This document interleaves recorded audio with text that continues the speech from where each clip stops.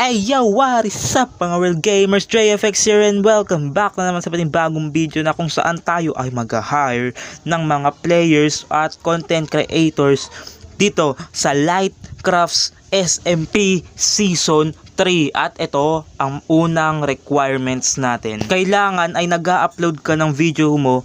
Ang minimum uploads natin ay 1 uploads per month. Ayan ang minimum uploads natin. At pangalawa, kailangan kaya mong makasabay sa mga Lightcrafts SMP members.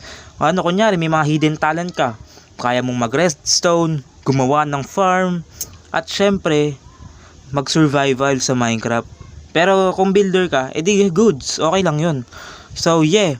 At pangatlo, dapat nag-upload ka ng Minecraft Let's Play nyo sa YouTube channel mo. Kasi kung hindi ka nag-upload niyan, paano namin mapapansin yung hidden talent mo? Kaya ayan ay mahalaga yan. So ngayon ang pang-apat naman is dapat nasa age requirements ka na 15 years old pataas. Ayun lang, 15 years old pataas. Pag 15 years old pababa ka, may hidden talent ka sa Minecraft, pwede kang sumali dito as long as hindi ka nagpapasaway sa server natin. At finally, ang last at ang pinakamahalaga, dapat masaya ka sa ginagawa mo. Dapat masaya ka pag naglalaro ka ng Minecraft. Enjoyin mo bawat moment mo.